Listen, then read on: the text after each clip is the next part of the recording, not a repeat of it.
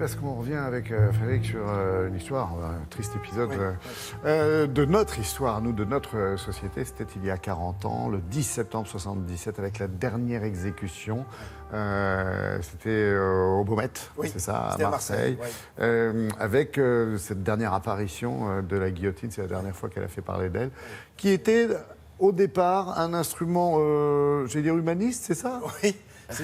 Vous avez du mal, hein? On a du mal. J'ai du mal. Oui, ça me fait froid dans le dos, pardonnez-moi, mais je le matin comme ça. Alors surtout, pensez qu'il a fallu un jour se poser déjà cette question. Est-ce que, c'est-à-dire au moment de la Révolution française, on voyait bien que jusqu'en 1789, les exécutions étaient différentes. Oui, alors ça dépendait de votre classe sociale, c'est quand même un monde. Et puis en plus du crime que vous aviez commis. Il y avait la roue, il y avait le feu, dont on se souvient de Jeanne d'Arc. La roue, on se souvient de Ravaillac qui avait assassiné Henri IV. Bref, il y a des exemples, la pendaison, l'écartèlement, vous avez raison. Donc tout ça, il y a un député un jour qui s'appelle Le Pelletier qui dit mais est-ce qu'on ne pourrait pas avoir une égalité de la mort?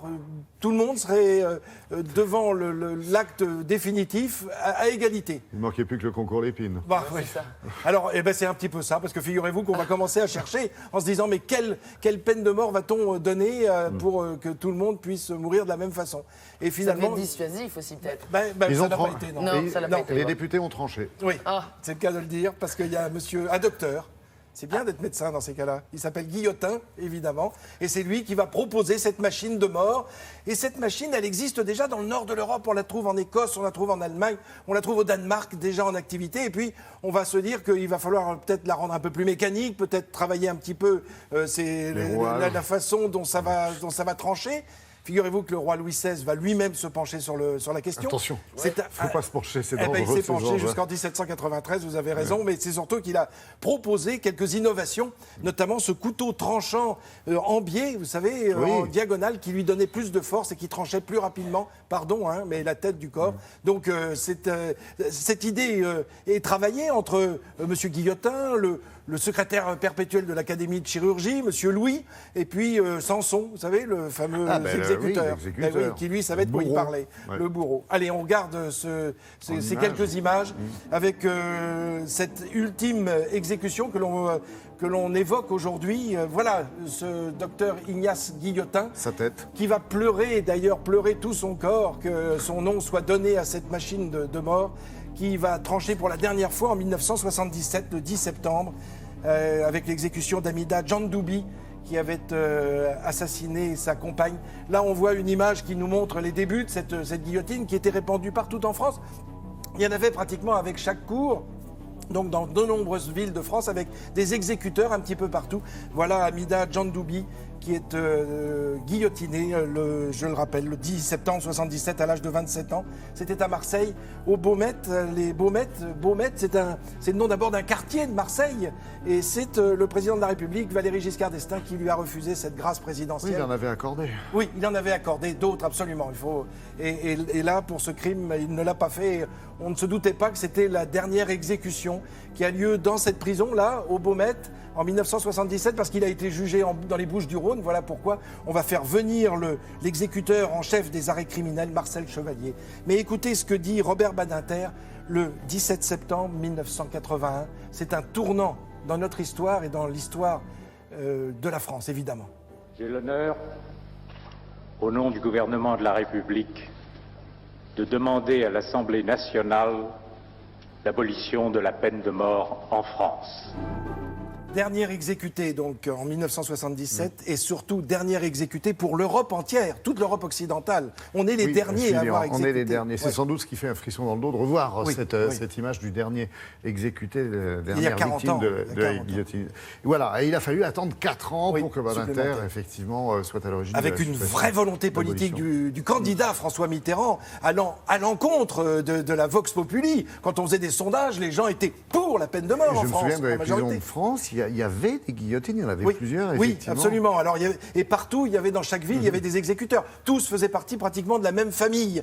C'est pour ça, quand il y avait un déjeuner chez la famille Sanson, ils étaient tous là, ils se réunissaient. Et il y en avait un qui était exécuteur à Metz, l'autre à Lyon. Et alors, le service à table se faisait en fonction de leur ville. C'est-à-dire, on parlait de monsieur de Paris, monsieur de Lyon, est-ce que monsieur de Marseille reveut un peu de fromage? Enfin, avec le fameux pain du bourreau, celui qui est retourné. Vous nous en parlerez une autre fois. Avec plaisir. Enfin, avec plaisir, je sais pas. Je sais pas vous, mais moi je vais mettre une petite laine là parce que j'ai un petit peu froid dans le dos. Buddy, you're a boy, make a big noise, playing in the street, gonna be a big man someday. You got mud on your face, you big disgrace, kicking your can all over the place, singing we will. Grégator 2, le retour. Grégator 2. Non, c'est vrai que vous êtes un champion, ça vous va bien, ce petit jingle musical. C'est sympa. Je suis pas sûr d'être un champion. Il est souriant comme les dirigeants du PSG parce que ça démarre bien. J'étais heureux. Hier soir, c'était la première journée de Ligue des Champions, première du groupe, on veut dire, de phase de groupe. C'est très bien passé. Un test quand même. Oui, mais alors là, c'était plutôt facile. Ils ont pu compter sur leur trio magique. Tout s'est bien passé. Une large victoire en Écosse. Glasgow Rangers, c'était les adversaires. On regarde ce qui s'est passé hier soir. Alors, j'ai le droit qu'à 30 secondes sur ce match. Neymar débute son show parisien, 19e minute, le Brésilien trompe Gordon, le gardien écossais, et s'offre son premier but européen avec le PSG, son 22e but en Ligue des Champions. Peu après la ligne de jeu, c'est le tour d'Mbappé de s'illustrer, tire sous la transversale, sa 7e réalisation européenne, sa première avec Paris. Et puis voilà, Cavani sur penalty. À la pause, le PSG mène 3-0 et c'est pas terminé. À 7 minutes de la fin, Lustig, défenseur du Celtic Glasgow, marque contre son camp et Cavani, encore lui, va s'offrir un doublé dans cette soirée à l'arrivée. Ça fait 5-0 pour les Parisiens. Prochain match pour Paris, ce sera face au Bayern de Munich. Ouais, voilà, plutôt drôle de Lustig. D'autres matchs Oui, parce qu'il n'y a pas que les Parisiens. Il y a le Bayern, il y a le Barcelone. On va commencer avec Barcelone. Justement, regardez, ces Barcelonais qui ont donné, plutôt vendu Neymar au PSG. Ça s'est bien passé. Ils peuvent compter sur Lionel Messi, lui qui s'est offert lui aussi un doublé, 95e et 86e but pour l'Argentin en Ligue des Champions. Messi pour ces Barcelonais, exactement, tout s'est bien passé face à la Juventus Turin. Et le Bayern Munich, prochain adversaire de Paris, accueillait les Belges d'Anderlecht, victoire 3-0. Et Ribéry n'a pas marqué et il a montré qu'il était très énervé d'être remplacé. Voilà ce qu'il fait avec son t-shirt. Les Anglais de Chelsea ont humilié les Azerbaïdjanais du Karabagh Akdam 6-0. Le plus beau but de la soirée pour l'Italien Zappacosta. Et autre club anglais en forme, Manchester United, sur sa pelouse qui a dominé les Suisses du FC Bâle 3-0. Dernier but ici de Rashford. Ce soir, Monaco se déplace chez les Allemands de Leipzig et le Real accueille les Chypriotes de l'Apoel Nicosie. Voilà pour le football.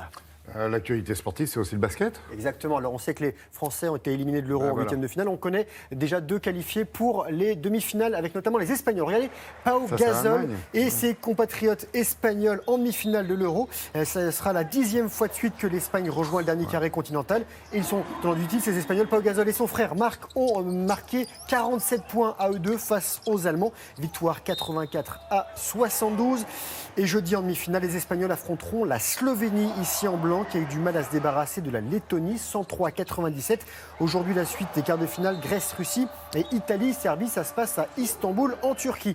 Voici Anne Hidalgo, maire de Paris, et Tony Estanguet, coprésident de Paris 2024. Tout sourire.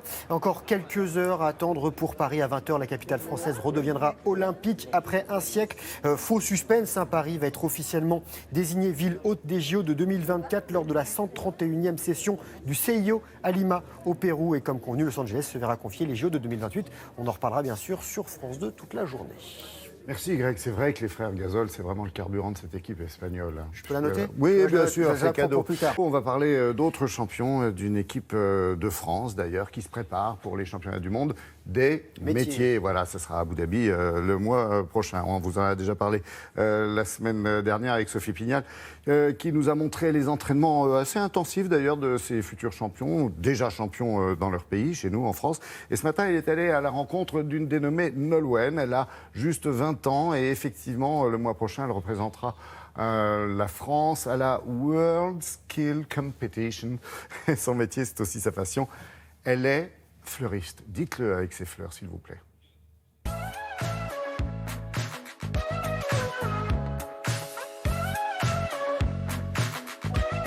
C'est ici, à l'école des fleuristes de Paris, où elle a suivi sa formation, que Nolwenn s'entraîne. Ces alliums, là, l'idée est plutôt très sympa avec les mouvements. Par contre, ça demande à être canalisé. C'était un rêve de petite fille, comme un petit garçon dirait qui voudrait être pompier. Moi, je voulais être fleuriste. Et à l'âge de 15 ans, je suis tombée sur l'école des fleuristes de Paris, au salon de l'étudiant. Et je me suis arrêtée, je me suis dit, c'est ça que je veux faire. J'ai passé un CAP et un brevet professionnel, et tout ça en 4 ans. Donc, le bouquet devient l'écrin, donc attention qu'on puisse aller attraper le flacon sans abîmer les fleurs. Les Olympiades, c'était surtout se remettre un petit peu en question, savoir quel est notre niveau, juger nos compétences par rapport à d'autres professionnels qui ont à peu près notre âge et le même parcours professionnel. Puis c'est un challenge, ça permet aussi de sortir de ce qu'on a l'habitude de faire, parce que ce qu'on fait en concours, c'est complètement différent de ce qu'on a l'habitude de faire en boutique. Et donc c'est un aspect du métier qui est très très sympa et qui permet d'exploiter sa créativité. L'idée, c'est que tu sortes un peu de ton travail qui est toujours extrêmement fin, extrêmement minutieux et que tu ailles vers des choses plus affirmées en fait. D'accord. En octobre prochain, elle sera à Abu Dhabi où elle représentera la France dans la catégorie art floral.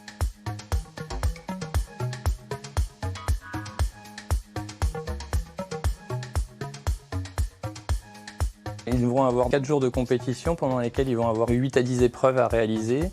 On a quelques sujets dont on connaît le thème. En fait, donc on sait qu'ils auront un bouquet, ils auront un bouquet de mariée, ils vont avoir une composition de plantes très certainement à faire. Et après, ils ont des sujets surprises. T'oublies pas que ça sera quand même regardé, épluché dans tous les sens. Il me manque encore un peu des fleurs sur la base pour cacher la base de la structure et les attaches. Si je la coach, c'est parce qu'elle me l'a demandé. Avoir quelqu'un qui est passionné par son métier et qui vient vers vous pour vous demander, c'est effectivement une fierté personnelle. Elle mène de front ses entraînements et la gestion de sa boutique, située à Paris dans le 18e arrondissement.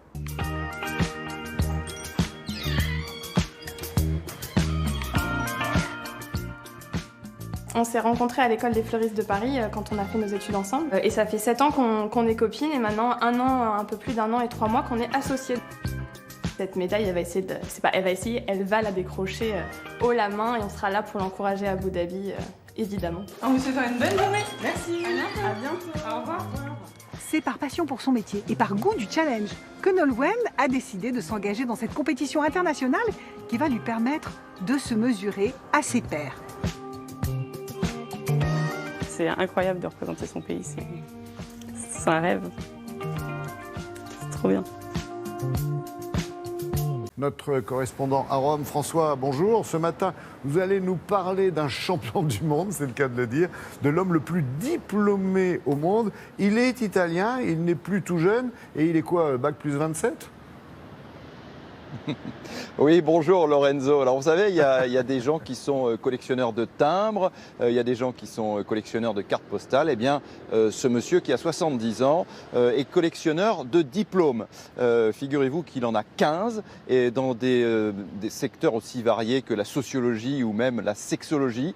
En fait, c'est un éternel étudiant. Il a toujours étudié, y compris lorsqu'il avait une activité professionnelle. Il était militaire. Il n'a jamais arrêté d'étudier. Il travaille la nuit. Il potasse ses livres en pleine nuit. Il a donc aujourd'hui 15 diplômes et il veut continuer, vous allez le voir. Regardez le reportage que nous avons réalisé avec Laurent Galinon. Bonjour, je m'appelle Luciano Baietti et j'ai obtenu ces jours-ci le record du monde du nombre de diplômes.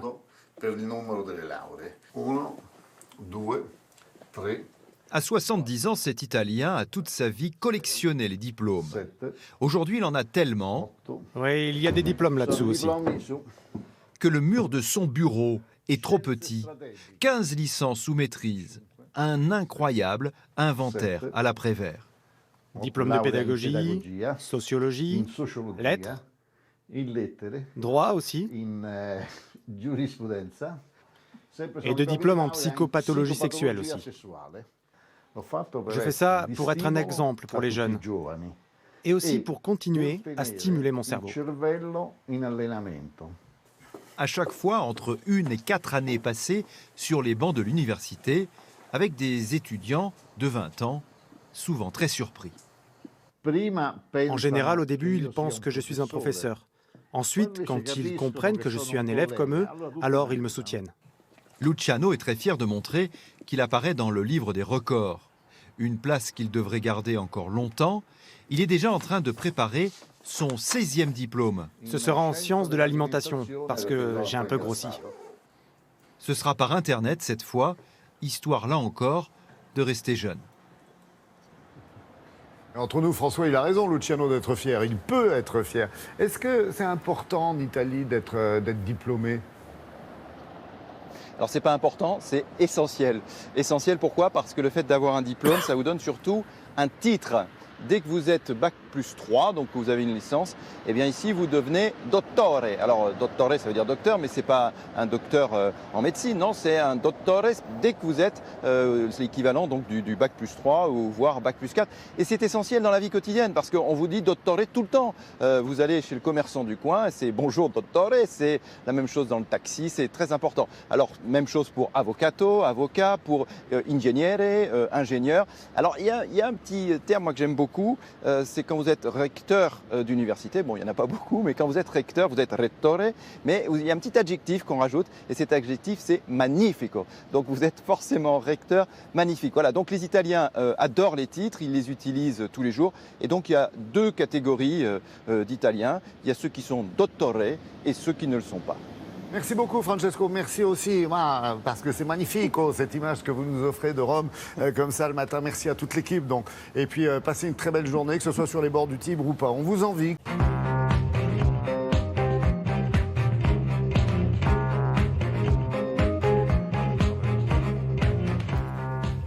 Oui, je disais, voilà le travail, j'ai pas pu m'en empêcher, Patrice, à l'image des journaux ce matin, effectivement. C'est la une de Libération, et Ouais, voilà c'est le ça. travail avec tous les manifestants. Je passe devant le kiosque, moi, tous les matins. Bon, cela dit, j'avais prévu de vous parler d'autre chose. Mais allez-y, Et de vous êtes commencer libre. par une histoire, l'histoire d'un homme qui a rendez-vous avec une femme, il lui fait une proposition, et elle lui répond « Vous n'y pensez pas ». Alors l'homme, c'est Bernard Lapassé, alors président de la Fédération internationale de rugby, on est en 2014. La femme, c'est Anne Hidalgo, maire de Paris. Et la proposition audacieuse, c'est « On va organiser les Jeux Olympiques à Paris ». Vous n'y pensez pas, lui répond-elle. Et ça fait partie des petites histoires d'une grande victoire. Alors il y en a d'autres, des petites histoires. Un jour, par exemple, le comité d'organisation décide de faire monter le président du CIO sur un Vélib. Et là, palabre pendant des heures autour d'une seule question. Qu'est-ce qu'on fait s'il pleut et qu'il tombe de son vélo ? Un autre jour, c'est le serveur qui renverse un soda sur le costume du président de la commission d'évaluation. Moche. Et puis il y a ce que dit, les yeux dans les yeux, le maire de Los Angeles à Anne Hidalgo. Tu n'as pas la Chine, tu n'as pas l'Afrique, tu n'as pas l'Amérique, tu ne gagneras pas. Voilà, fin de la blague. Ce soir, à 20h, à Lima, capitale du Pérou, Paris sera désignée ville organisatrice des Jeux Olympiques de 2024. Alors voilà qui devrait redonner le sourire à 83% des Français, si l'on en croit la Croix. Pour plus de 8 Français sur 10, les Jeux à Paris, c'est une bonne nouvelle. Mais les Jeux à Paris, c'est aussi une bonne nouvelle pour le CIO, car Paris est la capitale d'un pays démocratique. Et le CIO a besoin de ce genre de symbole pour réenchanter le rêve olympique. Vous lirez tout cela dans la Croix qui évoque les enjeux auxquels est confronté le CIO. Tout le programme sportif est remis en cause. Il est vrai qu'il est composé de sports inspirés de l'art militaire de la fin du 19e siècle, comme le tir, le pentathlon, l'escrime, l'équitation, et aussi de pratiques aristocratiques anglo-saxonnes d'un autre âge, comme la lutte, l'aviron, et qu'il a besoin d'être dépoussiéré, ce programme. Alors la lutte fait l'objet d'une remise en cause quasi permanente, c'est dommage d'ailleurs parce qu'on a de bons lutteurs en France, et on voit apparaître de nouveaux sports, l'escalade en salle, le surf, le skateboard. On parle même de l'imminence de l'introduction du e-sport parmi les disciplines. Alors le e-sport, je le dis pour les plus anciens, c'est une compétition de jeux vidéo. Alors Paris, ville olympique, on imagine mal l'élan que ça peut générer. 10 000 sportifs, 20 000 journalistes feront le voyage. Les Jeux marquent immanquablement la ville qui les organise, explique Guy Drut ce matin dans le Figaro.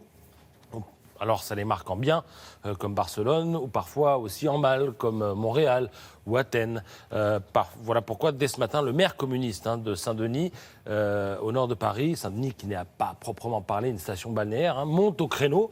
Laurent Russier espère que les JO se traduiront pour les habitants par un meilleur cadre de vie. Et il énumère l'enfouissement des lignes à haute tension, ce serait bien que ça soit fait, la construction de murs anti-bruit, un échangeur autoroutier, de nouvelles gares, etc., etc. Et puis, ceux qui peuvent aussi bénéficier des Jeux, ce sont les amateurs, les bénévoles. De leur côté, l'attente est immense. Il faut lire Libération ce matin. Ce dossier est intitulé « Paris flambe, la base se consume ». Et c'est tout un tas de témoignages de passionnés qui font vivoter leur club avec des bouts de ficelle, du système D et d'improbables réseaux, comme Julien, dont le club de foot survit parce que le patron du sponsor était le voisin de son grand-père. Vous voyez un peu le truc. Ce serait bien aussi que ces gens-là profitent des Jeux Olympiques. Merci beaucoup, Patrice. Caroline Roux, bonjour Caroline, vous recevez aujourd'hui le Premier ministre Édouard Philippe. Oui, Édouard Philippe, nous recevons aujourd'hui un Premier ministre au lendemain d'une première manifestation contre la loi travail qui ressemble au premier acte d'un bras de fer entre les fainéants, les cyniques, les extrêmes, comme dit le Président, et un gouvernement qui veut, lui, réformer.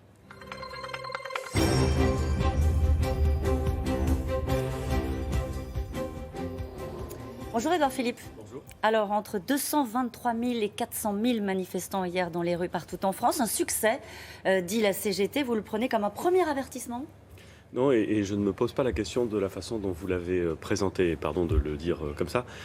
C'est pas du tout un bras de fer. Moi, je n'envisage pas cette étape de la transformation de la France comme un bras de fer. Oui.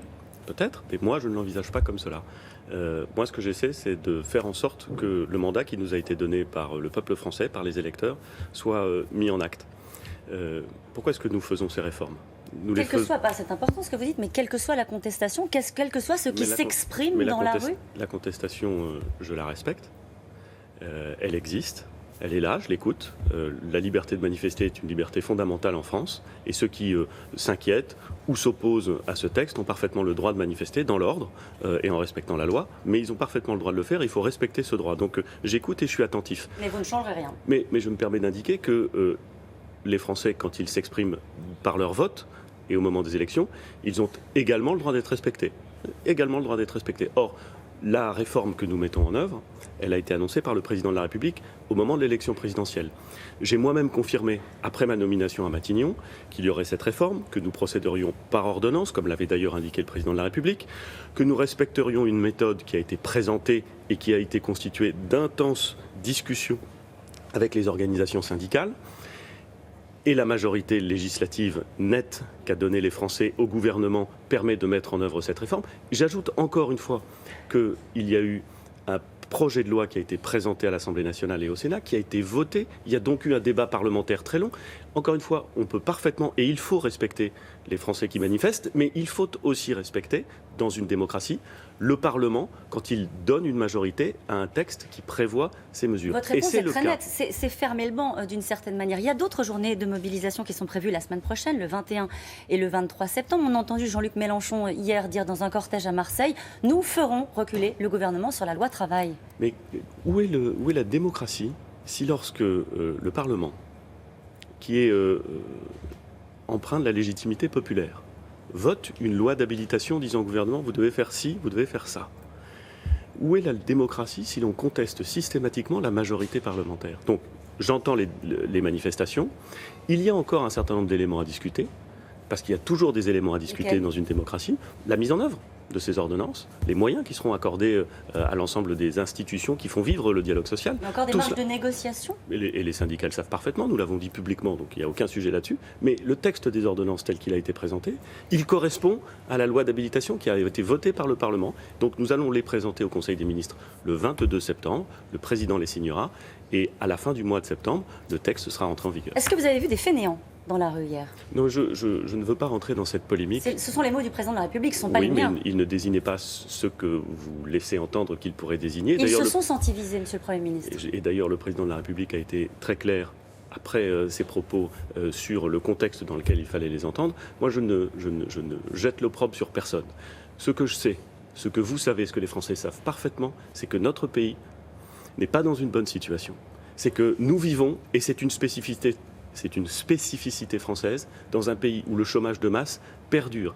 C'est un pays qui se trouve dans une situation moins favorable que d'autres pays, tout aussi démocratiques que la France, tout aussi attachés et soucieux aux droits sociaux que la France, mais qui vit durablement avec 9% de taux de chômage. Et les Français nous ont demandé de transformer le pays. Ils nous ont demandé d'agir. Ils n'en veulent plus de ces majorités politiques qui se succèdent et qui constatent le problème, mais qui n'avancent pas vers la solution. On peut réformer sans braquer, on peut réformer sans des manifestations, sans bloquer le pays. On peut réformer avec ordre, avec méthode, dans le calme, dans la sérénité, dans la transparence, en acceptant l'idée qu'il y ait effectivement des oppositions qui s'expriment.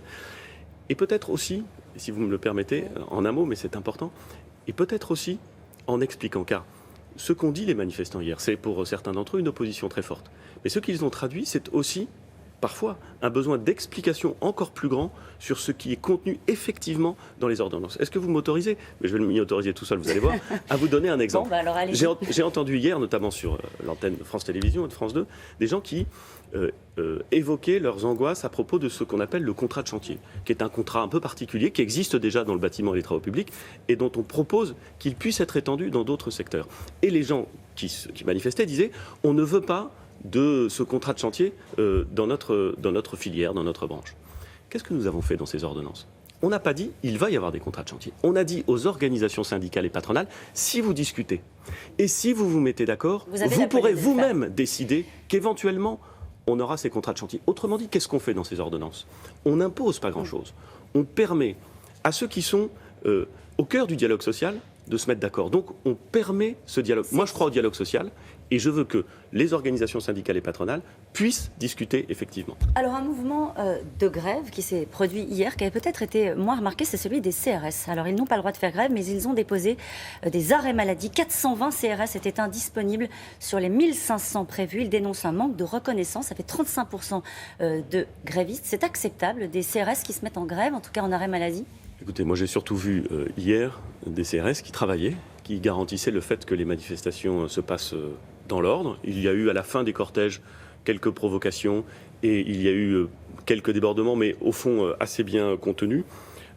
Dans certaines villes de France, ça a été plus dur. Oui. On pense à Nantes notamment. Mais enfin, dans l'ensemble, tout ça s'est bien passé, grâce aussi au concours de la force publique. Donc je lui rends hommage. Et s'il y a des difficultés ensuite dans les négociations entre telle catégorie de fonctionnaires et leurs responsables ministériels, ces discussions auront lieu. Donc 420 CRS qui se font porter pâle un jour de manifestation, c'est pas si grave, c'est ça que vous nous dites ? Non, ce que je veux dire, c'est que la sécurité des cortèges a été assurée. Et c'est mon objectif principal. Et encore une fois, vous savez... ces grandes manifestations, et hier c'était une grande manifestation, elles peuvent donner lieu à des débordements. Tout le monde le sait. Vous avez bien remarqué qu'il n'y avait pas simplement des manifestants tranquilles, paisibles, convaincus et de bonne foi hier. Il y avait aussi un certain nombre de gens, peu nombreux, mais très déterminés à faire en sorte que les choses se passent mal. Les choses se sont bien passées.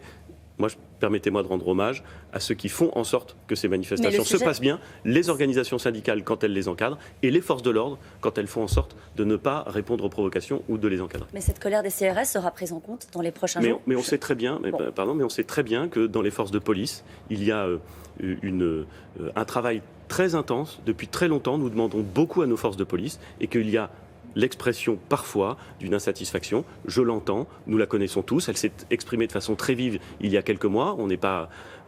faut jamais oublier ce qui s'est passé, donc j'en ai parfaitement conscience, mais mon objectif, encore une fois, c'est faire en sorte que lorsqu'il y a des manifestations, l'ordre public soit préservé. Un mot sur les APL. Les 5 € de baisse avaient fait polémique, vous le savez bien, cet été, vous préparez une réforme du logement avec une baisse de 50 € des APL, 50 € versés aux sociétés d'HLM. Alors, vous me permettez là encore d'expliquer les choses de façon claire. Notre objectif... Le montant peut être effrayant. Non. Non. Et il ne faut pas qu'il le soit, et je vais vous indiquer pourquoi. Notre objectif, c'est de transformer la politique du logement. C'est de faire en sorte que l'on puisse construire plus aux endroits géographiques où on en a le plus besoin, afin de faire baisser le prix des loyers. C'est aussi, et c'est le deuxième objectif, d'accueillir et de traiter beaucoup mieux les situations de grande précarité, qui ne sont pas très bien traitées en France aujourd'hui. Et enfin, c'est de faire en sorte de baisser les loyers et de les baisser notamment dans le logement social.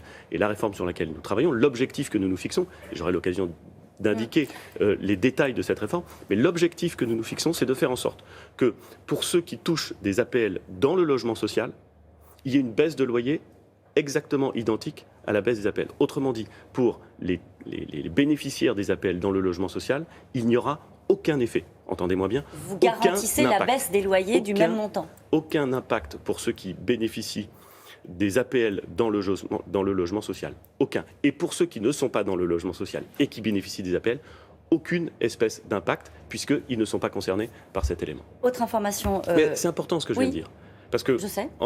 En cette matière, comme dans toutes les matières, c'est très facile de faire partir le feu dans la prairie. C'est pour ça que je vous ai posé la question. Et c'est pour ça que je dis clairement que, s'agissant des bénéficiaires d'APL dans le logement social, il n'y aura aucun impact. Un autre sujet qui concerne, je crois, 55 millions de Français, le livret A. On a appris ce matin que vous aviez la volonté de geler le taux de livret A, 0,75%, pendant 2 ans, c'est-à-dire Non, là encore, c'est inexact. Notre objectif, c'est de faire en sorte que le livret A, qui est un instrument auquel les Français sont légitimement et extrêmement attachés, et qui a pour objet de financer quoi? Le logement social. Et ben, notre objectif, c'est de faire en sorte que la transformation de la politique du logement, et notamment du logement social, puisse être financée par le livret A. Et pour garantir ce financement, ce que nous voulons faire, c'est stabiliser, faire en sorte que le taux du livret A soit stable, qui ne bouge pas, qui ne descende pas, qui ne bouge pas pendant une période de temps. Et ça nous permet de mobiliser des financements, donc d'offrir des moyens supplémentaires aux organismes de logement social et donc de baisser les loyers dans le logement social. Les épargnants n'y perdront pas, encore une fois. Notre objectif, c'est de stabiliser ce taux. Le président au chevet des Antilles, juste un mot. Est-ce que vous accepterez le retour d'expérience sur la façon dont les choses ont été gérées? Je fais bien sûr référence à la polémique qu'il y a eu sur l'absence de réactivité du gouvernement.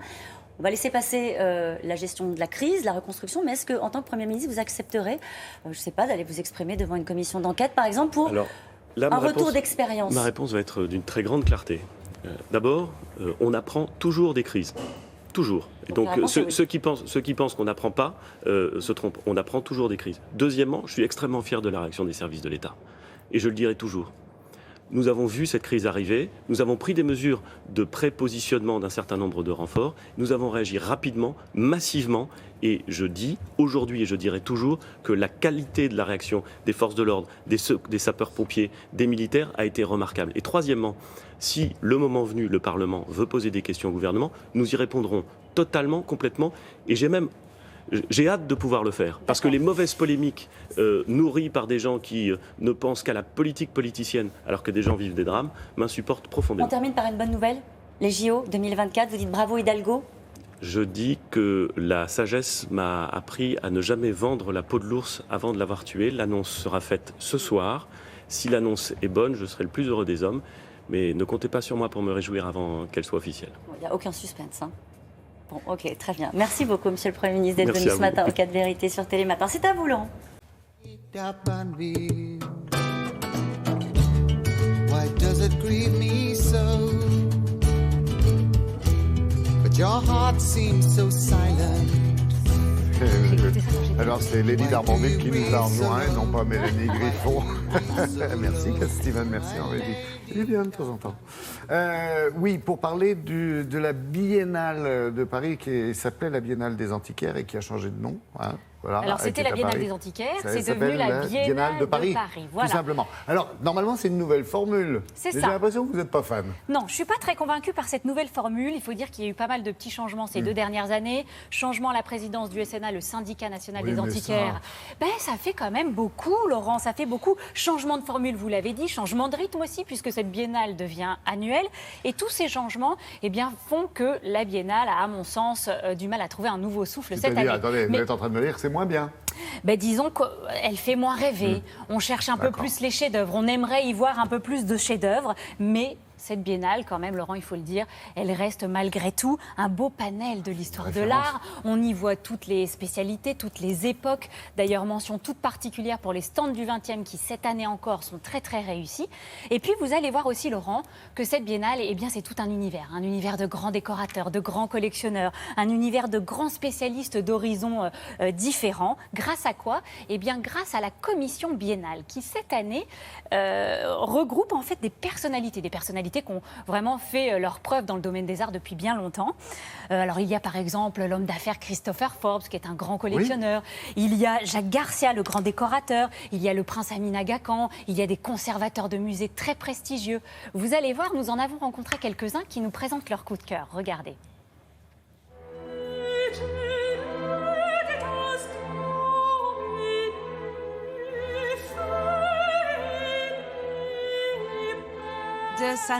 Cette galerie est spécialisée dans les petits objets et les arts décoratifs. Mon coup de cœur se porte sur cette Marie-Madeleine.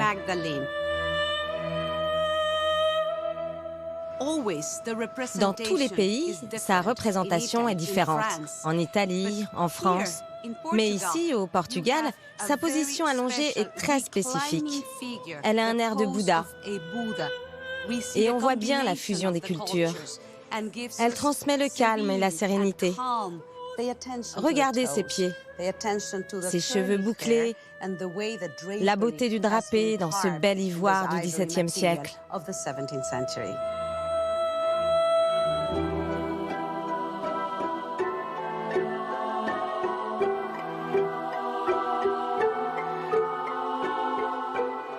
Alors Jacques, cette pièce, pour vous, c'est l'un des chefs-d'œuvre de la Biennale. Si vous voulez, ça c'est extrêmement rare puisqu'on est en face d'une sculpture de Canova, qui est incontestée. Canova étant un des plus grands sculpteurs de l'éternité, on peut dire. Elle est vendue comme Saint Jean-Baptiste en 1823. Sauf que si vous avez un peu la connaissance de la physionomie des gens, vous reconnaissez immédiatement le roi de Rome.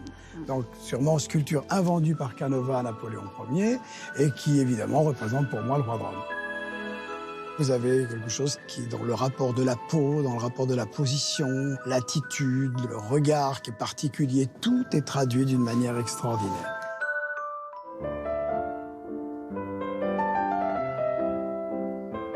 Nous sommes dans une des plus grandes galeries londoniennes, spécialisées dans les anciens maîtres, le 19e siècle, les impressionnistes. C'est sans doute pour ça que vous avez choisi ce tableau-là, parce que vous êtes un grand passionné du 19e siècle. J'adore le 19e, mais c'est mon frère qui m'a introduit à Henri Le Sédanier, un post-impressionniste français qui avait un talent incroyable pour créer des environnements. Mais qu'est-ce qui vous attire dans ce tableau? La qualité de la lumière, la diffusion de cette lumière sur le bâtiment, sur la table. Le soleil, on le sent. Je veux être assis à cette table en plein soleil avec une bonne bouteille de vin. Ça inspire un confort d'été. En plein hiver, avoir ça à côté de moi, c'est un grand plaisir. Alors Jacques, qu'est-ce qui vous touche dans un meuble comme celui-ci, puisque c'est un autre de vos coups de cœur? Là, on se trouve devant un meuble de Jean Royer, qui est un des grands artistes des années 50. Déjà, j'aime une chose, c'est qu'il est dans son état original. C'est-à-dire que le cuir, c'est son vieux cuir, les clous sont vieux clous, rien n'a été touché. Et puis ensuite, ce qui compte, c'est la novation de la forme, quelle que soit l'époque. À la fin du 19e, on a été des génies dans la forme, début du 20e siècle également, et en 1950, ça continue. C'est presque un meuble que vous auriez pu fabriquer vous. Ah ben, il est complètement dans la source de mes inspirations. C'est jusqu'à quand? Joli. C'est jusqu'à dimanche soir, Laurent. Avec votre mention spéciale 20e siècle, j'en fais partie, c'est le siècle des jeunes antiquités, c'est ce qu'on dit, n'est-ce pas? C'est cela. Alors, les alicaments faits maison, c'est une grande tendance en ce moment. Alors, il s'agit d'aliments bons pour notre santé, bien sûr, issus de produits naturels. Mais à ce jour, il n'y a pas de véritable étude pouvant conforter ces bienfaits. Laurence Beauvillard, elle, a rencontré des biophysiciens qui viennent de commencer seulement, il faut le préciser, une étude sur une boisson justement probiotique très très ancienne, ça me rappelle même ma jeunesse. Vous dire, c'est le kéfir.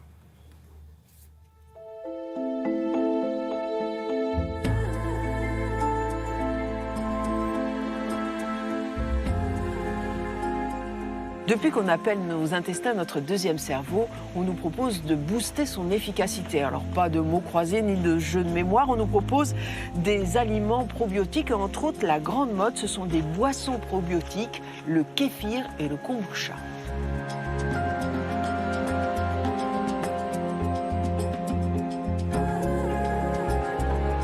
Le kéfir et le kombucha, ce sont des levures et des bactéries. Ils sont en symbiose parce qu'ils vivent ensemble. C'est-à-dire que ce que fabriquent les uns est utilisé par les autres et réciproquement. Et ce qui est particulier dans le kéfir et le kombucha, c'est que cette symbiose bactérienne et levurienne est enfermée dans quelque chose qu'on peut manipuler. On dirait un peu comme une mer de vinaigre. Un peu comme une mer de vinaigre, effectivement. Alors pour le kombucha, c'est un peu caoutchouteux, comme un gel dans lequel on trouve les micro-organismes. Et puis pour le kéfir, ça prend la forme de grains qui ont des formes variées suivant l'origine du kéfir.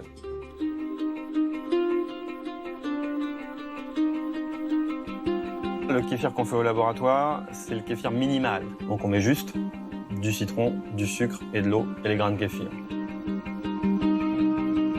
Alors la principale différence entre le laboratoire et la maison, c'est qu'à la maison, le kéfir, on le met dans un bocal, on attend que ça se passe. Ici, le bocal, ça s'appelle un fermenteur. Et on voit que du bocal sortent tout un tas de sondes qui permettent de mesurer tout un tas de paramètres. Et donc chaque kéfir a un profil différent. Quand on mesure ces paramètres, on voit que d'un kéfir à l'autre, on n'a pas les mêmes courbes. Est-ce que c'est bon? Ça a le goût du kéfir.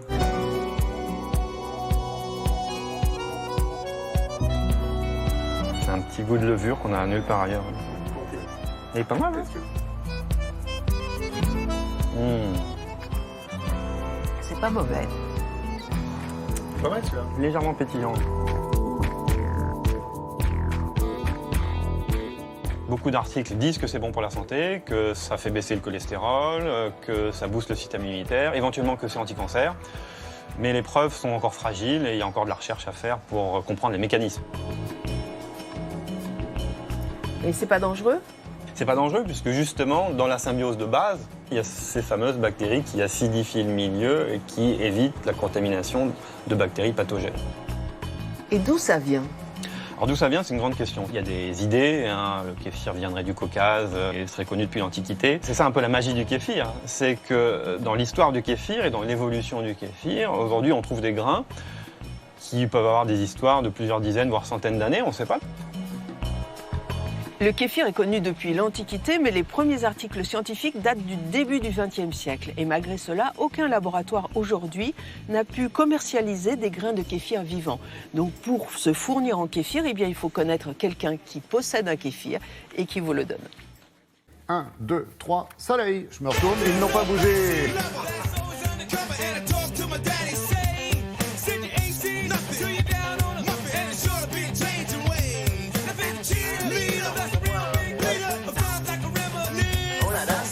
Comme on disait à l'époque. Oui, on disait Smurf, c'est ça? Smurf. Alors moi j'ai découvert ces danses-là, bonjour Anna, bonjour. C'était à Suresnes. C'est à vrai? l'époque, avec le festival qu'il y a annuellement et qui a mis en valeur le travail de multiples compagnies qu'on voit maintenant à l'étranger. C'est incroyable ce qu'on arrive à faire. Et vous étiez à Lyon? Oui, j'étais à Lyon. Je suis allée rencontrer le Pokémon Crew. C'est drôle comme nom. Mais c'est ça, et c'est pour ça que c'est la belle histoire. Ils sont pleins de bon esprit, là où les autres crews, c'est-à-dire les autres compagnies de danse urbaine, hip-hop, s'appellent en général les Killers 69, les machins. Bah non, là c'est les Pokémon, on ne va pas se prendre au sérieux, mais par contre on va travailler. Tout démarre il y a 20 ans, ils sont 8 sur le parvis de l'Opéra National de Lyon, place de la Comédie. Ils sont 8 et ça bosse et ça bosse et ça répète, ça met au point les figures, les chorégraphies, etc., etc. Le résultat, c'est que c'est la compagnie la plus primée au monde. 20 ans après, on ne compte même plus les titres de champion du monde d'Europe, de France. Oui, parce qu'il y a des championnats, c'est ça qui est drôle. Oui, c'est les fameuses battles. C'est-à-dire que c'est les compagnies qui s'opposent dans des défis. On en voit plein sur la chaîne France O du groupe France Télévisions. C'est vrai que c'est assez dingue ça. C'est de grande qualité parce qu'on ne se rend pas compte du travail que ça représente. Et justement, moi je vous propose de découvrir tout ça. On est allé donc chez eux, à Lyon. Et alors la belle histoire, c'est qu'ils ont fini par pousser les portes de l'Opéra de Lyon quand même. Non. Mais si. C'est vraiment coulisses, hein. Non, alors maintenant, là, on est allé les voir dans un studio de répétition, mais je trouve ça génial. Ils sont passés du parvis à la scène et on les a retrouvés sur le parvis parce que c'est là qu'ils, dès qu'ils peuvent, ils vont danser comme d'habitude dans la rue. Je vous y emmène. À mon contact, le hip-hop reste combat. C'est pas pour passer par la grande porte que je gratte le masque, c'est pour fumer le petit. La compagnie s'est créée dans les années 97-98 sur le parvis de l'Opéra de Lyon. C'était un endroit ouvert au public où il n'y avait pas de restrictions d'horaire comme il y a dans les salles. Et on avait besoin de s'exprimer à n'importe quel moment de la journée, donc on se donnait rendez-vous ici pour travailler nos gammes, tester un peu les nouveautés et puis surtout préparer la compétition parce que c'est ce qui nous tenait le plus à cœur.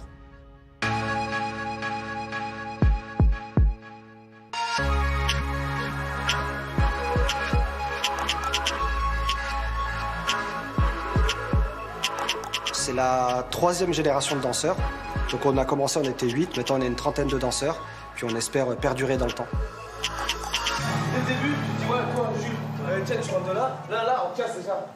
En gros, tu vois. Faut pas se en masse. Regarde, en gros, ce que je veux faire, c'est que tu vois, là, t'es déjà là. Ouais. Tu vois, ça te bloque. Ouais. Tu vois, je suis déjà là. Voilà. Alors que si t'es là, là, t'as les fait. Ouais. Là, justement, le travail qu'on fait, c'est une autre facette de la compagnie, c'est l'aspect créatif dans des théâtres. Donc, il y a un travail tout autre qui est plus compliqué, qui est vraiment un réglage précis avec la musique, avec la lumière, avec tout le groupe des danseurs. Donc c'est un autre travail, c'est un autre challenge, mais on s'éclate aussi dedans. Bah alors je me mets comme ça, vas-y. Ah ben là, t'es caché là. Tu peux te décaler léger. Voilà, juste là.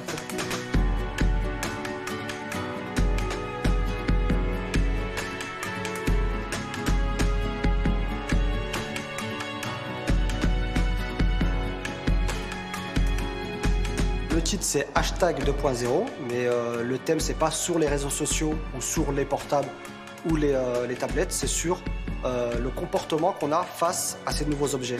On ne marche plus pareil dans la rue, on ne communique plus pareil, on ne se regarde plus pareil. Et c'est toutes ces choses que j'ai voulu mettre sur scène.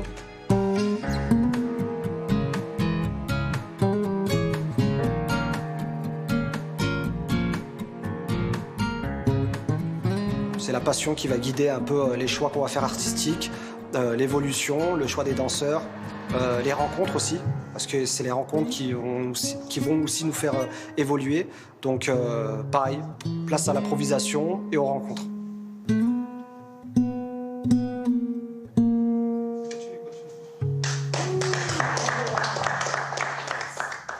Nous sommes le mercredi 13 septembre, bientôt 8h30. Anna, on parle de ce mouvement hip-hop et de cette troupe lyonnaise, de cette crew, pardon, qui se produit à Paris. Oui, dès demain, en Bobino, et comme me le faisait remarquer Fred, c'est quand même une belle image de se dire que ce temple de la chanson française, de la culture bien de chez nous, accueille ce crew qui est bien de chez nous. Voilà, exactement. Bien de chez nous, ça veut dire qu'il n'y a pas une communauté, c'est une communauté de communautés. C'est une vraie photographie de la réalité des gens qui vivent dans nos belles régions, villes. Avec ce hip-hop, cette danse très technique, très précise et fabuleuse, très rythmée, qui fait partie de tout un mouvement. Oui, tout un mouvement culturel, bien sûr, qui couvre la musique, la danse, on le disait, mais les arts graphiques, le graphe, etc. Et puis, quand même, quand on les voit travailler, on se dit qu'il y a des gens qui n'ont pas tout à fait la même relation à la gravité terrestre que d'autres. Ouais. Enfin, et ils ont bien de la chance. Oui, c'est vrai. Ouais, on va faire la troupe de Thomas Pesquet bientôt. ça peut être pas mal. Et donc, ils sont donc à Bobino dès demain jusqu'au 7 octobre. Vous pourrez les voir à Lyon aussi fin septembre. Ils font un petit crochet par leur maison mère. Que reste-t-il de nos amours? Que reste-t-il de ces beaux jours? Ouais. Je me le demande. Est-ce que c'est Stacy Kent qui chante de ma jeunesse?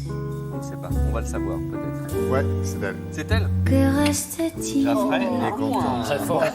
Autant vous prévenir tout de suite, je ne sais pas si ce sont les plus disciplinés de l'équipe de Télématin qui sont réunis pour vous servir, mesdames et messieurs. Bonjour. Patrice, Romden, Alex, bien sûr, et puis Béatrice. On commence avec Madame Béatrice Benoît-Gonin.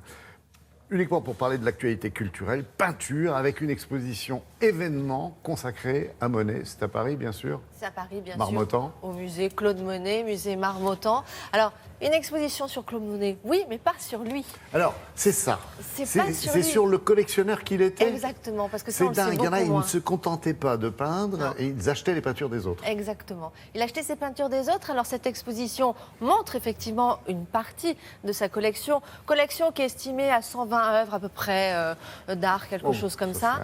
Collection qui s'est éclatée, dispatchée dans les institutions, chez des particuliers, parce qu'à la mort de Claude Monet, son fils Michel avait besoin d'argent, parce qu'il avait plutôt un bon train de vie, on va dire, et il a vendu la collection de son père. Alors pourquoi il ne vendait pas les tableaux de son père, vous allez me dire? Parce qu'à cette époque, à Giverny, dans la maison de Monet, les toiles que Monet a fait en fin de sa vie, ça coûtait pas très cher à cette époque-là. Petite fille. Mais ça y est, je me souviens, je me dis Monet, j'en ai entendu parler, mais c'est Patrice hier qui nous en parlait. Et la fille du fils, dans la revue dans la rue de Fraise, vous avez parlé, Patrice. Va mettre en vente quelques objets chez Christie's à Hong Kong au mois de novembre. Voilà.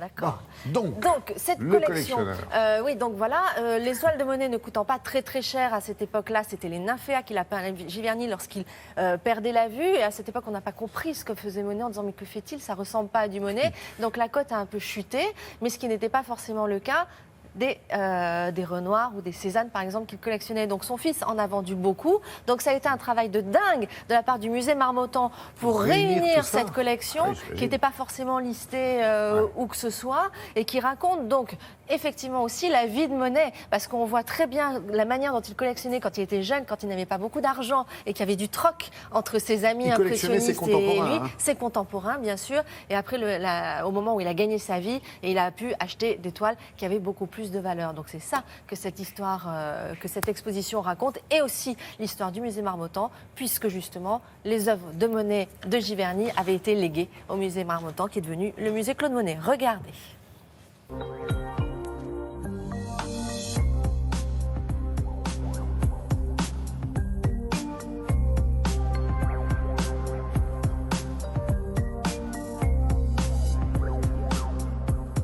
Pendant les premières années de sa vie, Monet n'a pas le sou, il n'a pas les moyens d'acheter des œuvres, et donc ses amis vont lui offrir des portraits. On découvre dans l'exposition le portrait de Monet par Manet, par Renoir et aussi ceux de son épouse Camille. En 1879, Monet commence ce qu'on pourrait vraiment qualifier de collection. C'est-à-dire qu'il ne s'agit pas pour lui de réunir des portraits de famille, des souvenirs, mais au contraire d'acquérir des œuvres de ses amis impressionnistes comme Caillebotte, Berthe Morisot, Pissarro ou encore Rodin. Monet ne cherche pas à collectionner des œuvres qui sont comparables aux siennes, il aime l'altérité. L'œil de Monet s'émerveille de la diversité.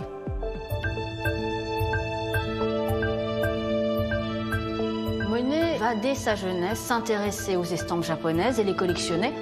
À Giverny, les visiteurs, et on connaît des photos, s'émerveillaient de voir les estampes japonaises qui ornent la salle à manger du maître.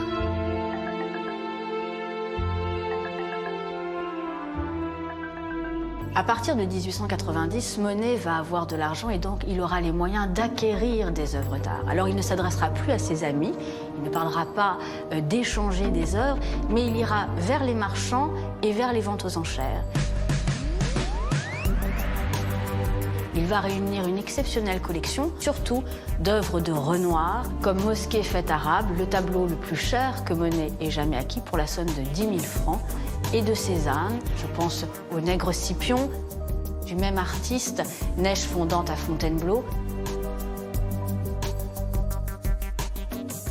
C'est tout d'abord découvrir l'impressionnisme à travers l'œil de Claude Monet, et c'est donc une sélection de chefs-d'œuvre qui sont celles du maître. Alors il y a des œuvres effectivement que l'on peut connaître, mais beaucoup de découvertes, comme un petit plâtre de Rodin dédicacé au maître dans une collection particulière. Eh bien, nous ignorions jusqu'à ce jour que cette œuvre existait. Nous sommes heureux de la présenter pour la première fois au public.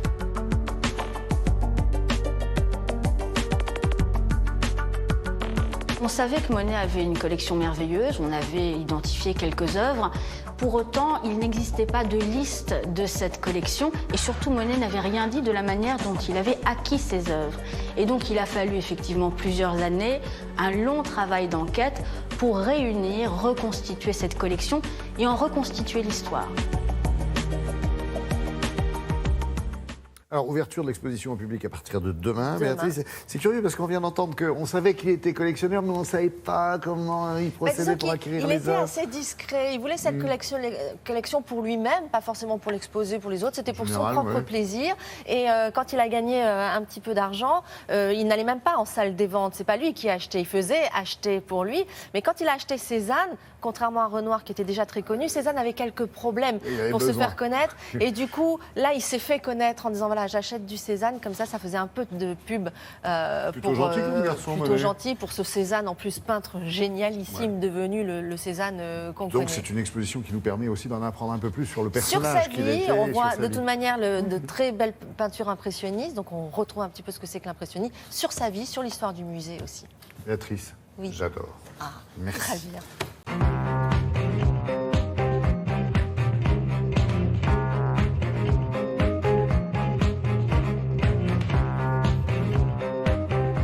Alors mon petit Patou, quoi de neuf, docteur, dans les pages dites culturelles? J'ai quelques dessins à vous proposer, puisqu'aujourd'hui nous sommes mercredi, et le Canard enchaîné nous en propose. Alors Irama, bien sûr, inspire certains dessinateurs. Emmanuel Macron est à Saint-Martin, pendant qu'à Paris on manifeste contre les ordonnances réformant le Code du travail, d'où ce dessin de Aurel. Ici aussi, ils manifestent. En plus, ils ont tout cassé. Ça, c'est le président qui parle. Toujours sur la même thématique. Oui, mais on l'attend, j'en suis sûr. Balkany. Oui, Balkany. Vous l'avez vu ce matin, moi j'ai enlevé aussi. Oui. Le Fred Touron intitule son dessin « Les Balkany ont raté le coche ». Et vous avez monsieur qui dit « Si la justice n'avait pas saisi notre villa à Saint-Martin, on aurait touché le jackpot de l'assurance ». Et madame qui dit « On ne peut pas gagner à chaque fois ». Oui, mais Balkany aurait pu dire « Voyez, je vous avais dit que cette villa ne valait rien ». Maintenant, il a raison. Je vous interromps plus. Toujours le Fred Touron, la fameuse affaire Dali. Vous vous rappelez cette dame, Pilar Abel, qui en Espagne disait « Je suis la fille de Salvador Dali ». Je suis la fille. Donc, il a fallu exhumer le corps, enfin tout un tam-tam. Résultat, elle n'est pas la fille de Dali. D'où le dessin que vous voyez. C'est le chef de gare de Perpignan. L'expertise est formelle. Vous êtes un faux Dali. Comme dit le monsieur à la dame. Celui-là, il est génial. Il est d'une simplicité. Diego Aranega nous propose aussi un dessin sur les manifestations d'hier. Il y a du monde dans les rues, dit le Premier ministre, c'est vrai, dit le Président de la République, mais le 12, en l'occurrence hier, 12 septembre, il faut aussi voir que c'était le jour de sortie du nouvel iPhone. Voilà, on relativise comme on peut. Puis alors, il y a ce dessin qui m'a fait hurler de rire. Il n'est pas... Certains n'aimeront peut-être pas, mais bon, Wozniak, dont on parle assez peu, à propos des ordonnances réformant le Code du travail, Muriel Pénicaud, ministre du Travail, dit « Si la pilule ne passe pas, ce sera un suppôt ».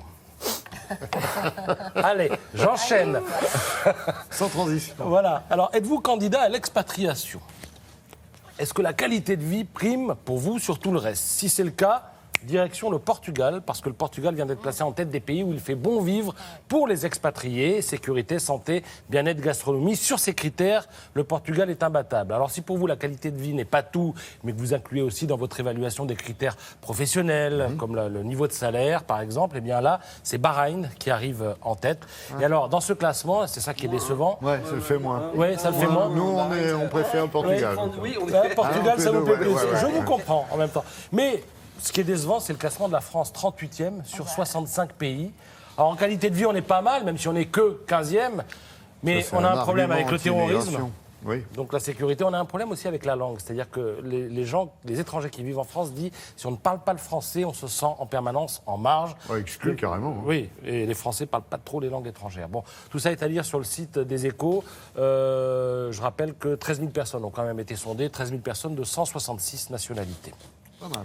Le Redoutable, c'est le titre du film de Michel Hazanavicius sur Godard. Alors, je passe très rapidement parce qu'on a peu de temps, mais juste pour vous dire que dans le Figaro, il y a une interview d'Hazanavicius. On se demandait si les deux hommes s'étaient parlé. Charlotte Bouteloup nous a dit qu'effectivement, Hazanavicius n'avait pas de nouvelles de Godard. Mais ça ne veut pas dire qu'il n'y a eu aucun échange. C'est-à-dire que Hazanavicius explique dans le Figaro ce matin qu'il a écrit une lettre avant le tournage à Godard, par correction, dit-il. Il m'avait demandé le scénario, je le lui ai envoyé, mais je n'ai pas eu